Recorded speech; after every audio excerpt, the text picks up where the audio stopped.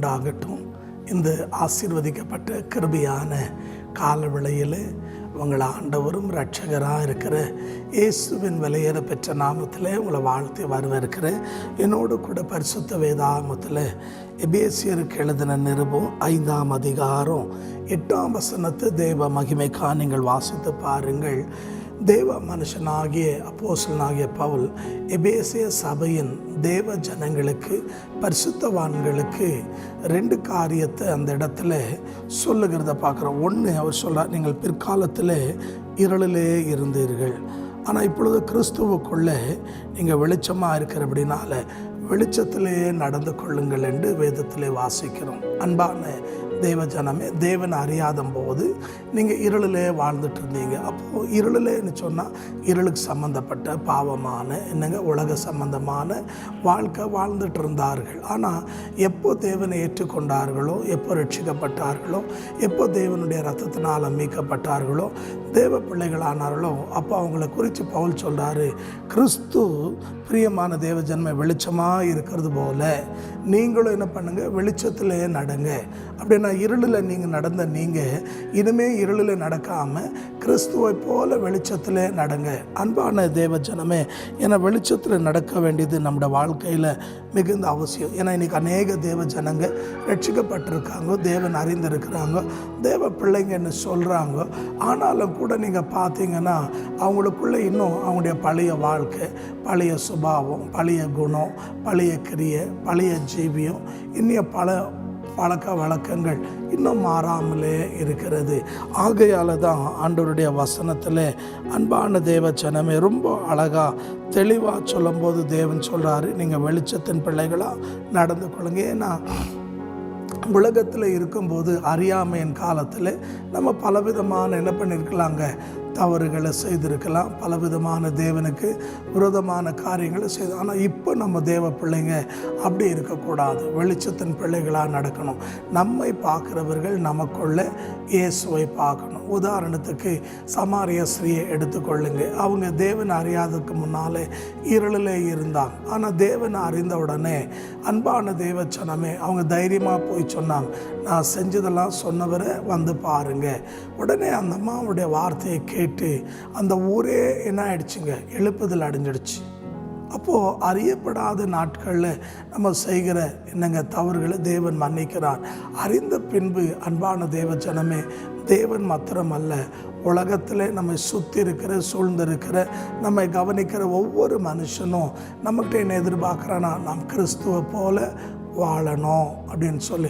ஆகியால் இந்த வார்த்தையை கவனிக்கிற அன்பு தேவச்சனமே, நீங்களும் நானும் வெளிச்சத்தின் பிள்ளைகளாக நடக்க நம்மை ஒப்பு கொடுக்கணும். பவுல் அப்போஸ்தலரை யோசித்து பாருங்கள். அப்போஸ்தலர் 9ஆம் அதிகாரம் 4-6 வசனம் வரைக்கும் வாசிங்கன்னா, ஆண்டு சந்திக்கிறதுக்கு முன்னால் அவர் சபையை துன்பப்படுத்துகிறவராக இருந்தார். ஆனால் எப்போ ஆண்டு சந்தித்தாரோ கீழே விழுந்து அவருடைய கண்கள் பிரியமான தேவ ஜனமே பார்வை அற்று தடமாடுகிற நிலைமைக்கு கடந்து வரும்போது, ஆண்டவரே நீ யார், நான் என்ன செய்யணும்னு கேட்கும்போது, ஆண்டவர் நீ செய்ய வேண்டியது நான் சொல்கிறேன் போப்பான்றார். ஆனால் அவர் ரட்சிக்கப்பட்டு ஞானஸ்தானம் எடுத்த உடனே அப்போஸ்தலர் 9:20-21 வாசிச்சு பாருங்கள். தாமதமண்டி இயேசுவே தேவனண்டு என்ன பண்ணாருங்க, உலகத்துக்கு பிரசங்கம் பண்ணார். அப்போது அவங்க வாழ்க்கையில் என்ன இருந்துச்சுன்னா மாற்றம் இருந்தது. இப்போ நீங்களும் நானும் பிரியமான தேவ ஜனமே உலகத்தில் எப்படி வாழணும்னா மாற்றப்பட்ட மனிதனாக, அல்லாவிட்டால் வேறு மனிதனாக நம்ம காணப்படணும். நீங்கள் 1 சாமுவேல் 10ஆம் அதிகாரம் 9ஆம் வசனம் வாசித்து பாருங்கள். சவுல் அபிஷேகம் பண்ணப்பட்ட பின்பு அவர் வேறு மனுஷனாக இருந்தார். அப்போ நீங்களும் நானும் வேறு மனுஷனாக என்ன பண்ணணுங்க, வாழணும்.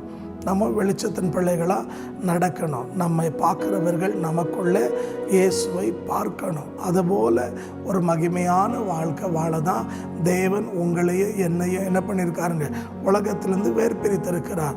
ஆகியால் வேர்பிரிக்கப்பட்ட நாம் என்ன ஆகிடக்கூடாது, மறுபடியும் அன்பான தேவ ஜனமே விட்டு வந்த இடத்துக்கு போயிடக்கூடாது. அது யார் செய்கிறதுன்னா, நீங்கள் மத்தேயு 12ஆம் அதிகாரம் 43-45 வசனம் வாசி பாருங்கள். ஒரு மனுஷனுக்குள்ளே பிசாசு அவனை விட்டு போன உடனே அது என்ன பண்ணதான் அங்கேயும் இங்கேயும் சுற்றி மறுபடியும் தான் விட்டு வந்த இடத்துக்கு வருதான்.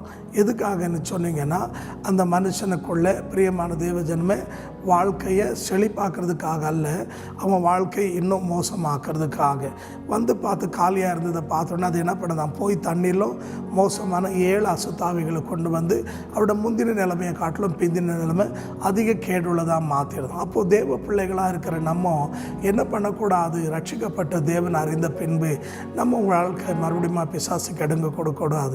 பிந்தின வாழ்க்கை அன்பான தேவ சனமே அநேகருக்கு எப்படி இருக்கணும் அப்படின்னு சொன்னீங்கன்னா முன்மாதிரியாக இருக்கணும். ஒருவேளை நம்ம அறியப்படாத நாட்களில் தவறுகள் செய்திருக்கலாம், தடமாடி இருக்கலாம், பலவீனம் இருந்திருக்கலாம். ஆனால் அறிந்த பின்பு நம்முடைய வாழ்க்கை நம்முடைய முடிவு எப்படி இருக்கணும்னா ஆசீர்வாதமாக இருக்கணும். அதுக்காக தான் கர்த்தர் உங்களையும் என்னையும் அழைத்திருக்கிறார். ஆகையால் இன்றைக்கு ஒரு தீர்மானம் பண்ணுங்க, ஆண்டவரே நான் இனி இருளிலே நடவாமல், இருளிலே வாழாமல், இருளின் பிள்ளையாக இருக்காமல் வெளிச்சத்திலே நடக்க உம்மை போல காணப்பட என்னை தகுதிப்படுத்த என்று சொல்லி தேவனுக்கு உங்களை ஒப்பு கொடுங்க. கர்த்தர் உங்களை ஆசீர்வதிப்பார். இருக்கிற இடத்துல தலைகளை தாழ்த்தி கண்களை மூடி தேவனை நோக்கி நாம் ஜெபிப்போம். எங்களை கிருபையாய் நேசிக்கிற நல்ல ஆண்டவரே, சமீபத்துக்கும் தூரத்துக்கும் நீர் தேவனாக இருக்கிறபடினாலே நாங்கள் கர்த்தாவே கிறிஸ்து வெளிச்சமாக இருக்கிறது போல நாங்களும் வெளிச்சத்தின் பிள்ளைகளாக நடந்து கொள்ள எங்களை தகுதிப்படுத்துவீராக நாங்கள் ஜெபிக்கிறோம். சமீபத்திலும் தூரத்திலும் இந்த வார்த்தையை கவனிக்கிற என் அன்பு சகோதர சகோதரி நீங்கள் தொட்டு அவருடைய சிறையிருப்பை மாற்றி கட்டுகளை உடைத்து நுகங்களை முறித்து சாபங்களை அப்புறப்படுத்துங்க. நான் கட்டுண்டவர்களை விடுவிக்க வந்தேன் என்று சொன்னீரே. எல்லா சிறையிருப்புகளும் இயேசுவின் நாமத்திலே மாறுவதாக. இந்த பிள்ளைகளுக்கு அற்புதங்களை செய்யுங்க, அதிசயங்களை செய்யுங்க. ஒரு நன்மை குறையில்லாமல் அண்டை நினைப்பதுக்கும் ஜெபிப்பதுக்கும் அதிகமாக செய்து அருமையான ஜனங்களை அற்புதங்களை செய்யுங்கப்பா. கண்ணீர்களை தொடையுங்க, துக்கங்களை சந்தோஷமாக மாற்றுங்க, குறைகளெல்லாம் நிறைவாக்குங்க. தொடர்ந்து வழி நடத்தி ஆசீர்வதியும். இயேசுவின் நாமத்தில் ஜெபிக்கிறோம் ஜீவனுள்ள பிதாவே, ஆமென். தேவன் உங்களை ஆசீர்வதிப்பாராக. இன்றைக்கு தான் முதல் தடவையாக நீங்கள் தேவனுடைய வார்த்தையை கேட்டுக்கொண்டிருந்தா, இன்னும் நான் தேவனை அறியணும், தேவனுக்குள்ளே வளரணும், தேவனை அறிந்து கொள்ளணும் அப்படின்னு நீங்கள் விரும்பினா எங்களுடைய யூடியூப் சேனலை சப்ஸ்கிரைப் பண்ணுங்கள், ஐகான் பட்டனை ப்ரெஸ் பண்ணுங்கள். உங்களுக்கு ஜெப குறிப்பு இருந்தால் வாட்ஸ்அப் வழியாகவோ எஸ்எம்எஸ் வழியாகவோ இல்லை எங்களுடைய தொலைபேசியின் வழியாக நீங்கள் நேராக எங்களோடு தொடர்பு கொள்ளலாம். உங்களுக்காக நாங்கள் தொடர்ந்து ஜெபிக்கிறோம். அன்பு விசுவாசிங்க, உங்கள் கான்டாக்டில் குரூப்பில் இருக்கிற மக்களோடு ஷேர் பண்ணுங்கள். கர்த்தர் உங்களை ஆசீர்வதிப்பார். ஆமென், ஆமென்.